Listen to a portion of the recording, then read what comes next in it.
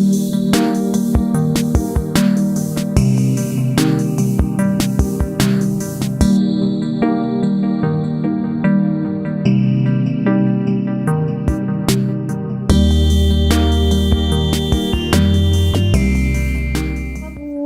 revoilà aujourd'hui pour vous parler de la suite des squamates.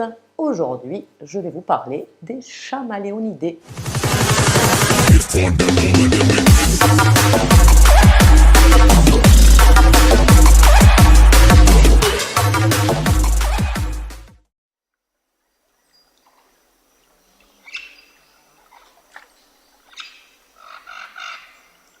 Qu'est-ce que les chamaléonidés? Cette famille comprend donc des lézards, vous sauriez, surtout arboricoles. Ils vivent principalement dans les arbres, dans leur milieu naturel.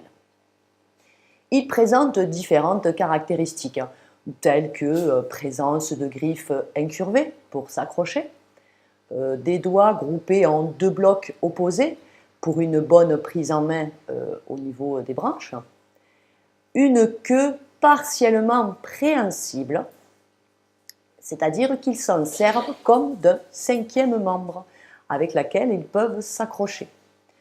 Ils ont également la caractéristique d'avoir une mobilité indépendante de leurs yeux, avec une vision à 180 degrés.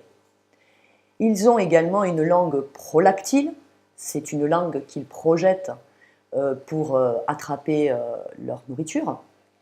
Ils la projettent, elle fait effet massue sur les insectes qu'ils mangent et elle est collante, ce qui leur permet de ramener ces insectes à leur bouche pour les manger. Et ils ont aussi la caractéristique d'avoir ce qu'on appelle le mimétisme. Ça veut dire qu'ils ont la capacité de changer de couleur pour se fondre un petit peu dans le décor. Il réagit en fait à la lumière, à la température, mais également à leur humeur. C'est ce qui leur fait également changer de couleur. Voilà pour les caractéristiques des chamaléonidés.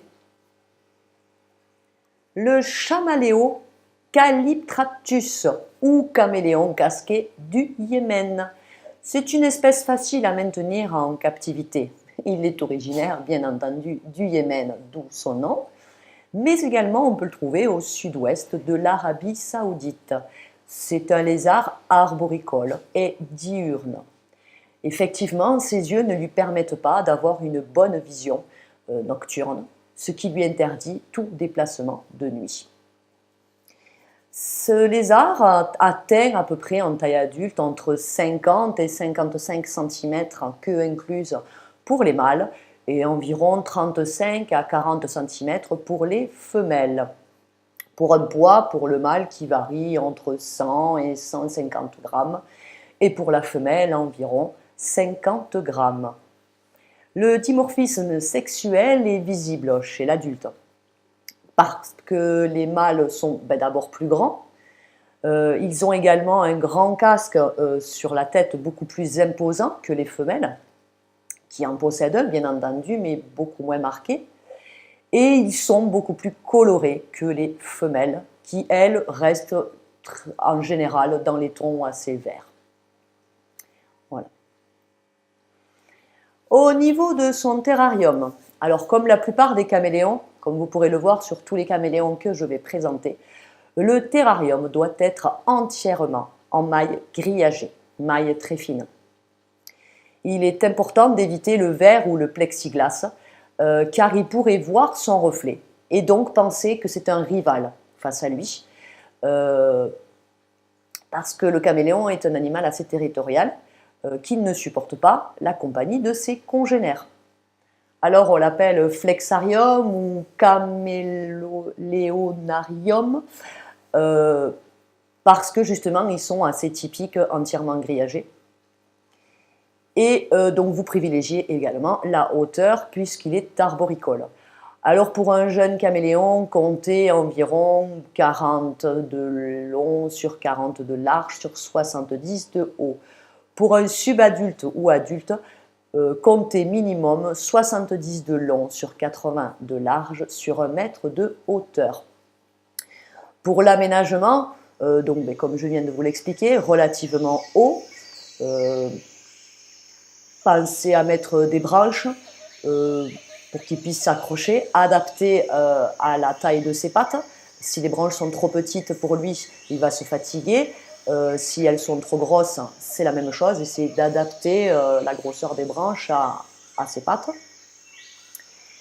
Vous pouvez également mettre des plantes, des vraies plantes, étant donné qu'il a un fort taux d'hygrométrie que vous allez devoir maintenir par plusieurs pulvérisations dans la journée, ou un système de pulvérisation automatique que vous pouvez mettre également. Donc des vraies plantes peuvent très bien être mises dans ce type de terrarium, d'autant qu'il peut se régaler de les manger. Donc attention, si vous mettez des vraies, faites attention, toutes les plantes ne peuvent pas être mises, certaines sont toxiques pour lui. Pour la température, alors comptez environ de 28 à 30 degrés environnants, sachant qu'il lui faudra un point chaud sous la lampe chauffante d'environ 35 degrés. Alors attention, le caméléon a une insensibilité au niveau de son casque. Il faut impérativement que l'ampoule chauffante soit protégée parce qu'il est capable de rester de longues heures sous la lampe et de ne pas sentir qu'il se brûle au niveau du casque. Donc faites bien attention, mettez bien des protections sur les lampes chauffantes pour éviter toute brûlure. Les UVB sont nécessaires mais surtout juvéniles. Vous pouvez tout à fait vous en passer à l'âge adulte. Ce que vous pouvez faire, si vous en avez la possibilité, l'idéal c'est qu'ils les prennent en direct. Donc vous pouvez très bien placer votre caméléon quand il fait bon, bien entendu, pas en plein hiver, on se comprend bien. Vous pouvez très bien le mettre sur un ficus en extérieur, en faisant attention qu'il ne puisse pas s'échapper, suivant où vous le positionnez, qu'il ne puisse pas descendre de cet arbre, et qu'il puisse prendre tranquillement les rayons du soleil. Rien de tel.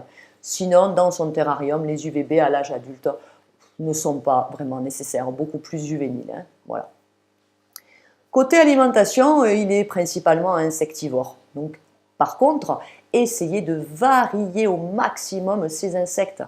Il faudrait, l'idéal serait de 3 à 4 espèces d'insectes différentes, comme les grillons, les criquets, les blattes, les vers moriaux.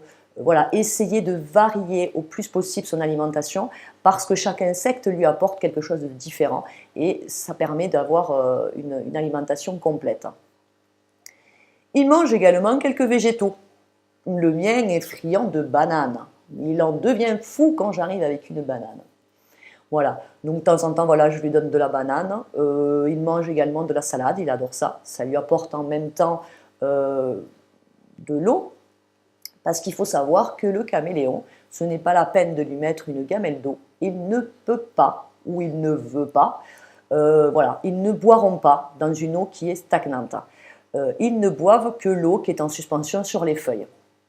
Donc l'idéal, c'est ce que je disais, c'est un système de pulvérisation où il va aller boire donc, sur les feuilles, ou vous mettez un système de goutte à goutte, et là il ira boire directement sous le système de goutte à goutte. Voilà, donc ne mettez pas de gamelle d'eau, il n'ira pas, ça n'est pas nécessaire. Que dire de plus? Sa longévité, bien dommage. Pour un mâle, comptez de 4 à 6 ans maximum. Et pour la femelle, alors c'est entre 2 et 3 ans. Ils ont une espérance de vie très très courte, c'est bien dommage. Pour son prix, vous comptez environ de 60 à 150 €, suivant où vous allez, voilà, vous irez l'acheter. Le caméléon, sachez quand même qu'il est donc, comme j'ai expliqué plus haut, il est très territorial, comme pratiquement tous les caméléons. Ils doivent être maintenus individuellement. Il n'y a pas de possibilité de cohabitation avec d'autres.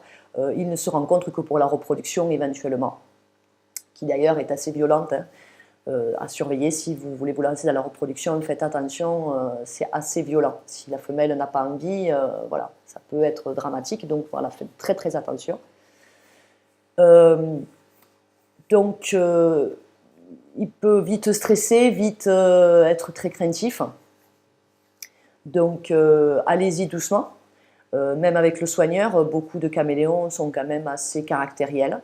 Moi, j'ai la chance d'avoir, sur mes 3 caméléons, j'en ai un, c'est une patte. Voilà. Et les autres, à partir du moment où vous montrez que vous n'en avez pas peur, il vous fait de l'intimidation. Je n'ai, à ce jour, eu aucune morsure.